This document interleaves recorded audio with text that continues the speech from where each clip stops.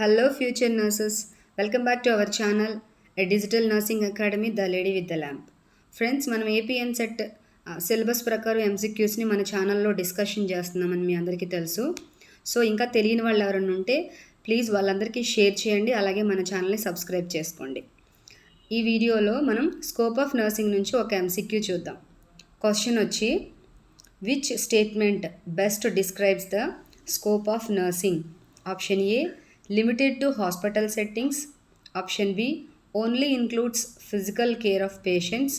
Option C, encompasses promotive, preventive, curative and rehabilitative care. Option D, concerned only with elderly care. Friends, the correct answer is option C, encompasses promotive, preventive, curative and rehabilitative care. Please subscribe for more videos.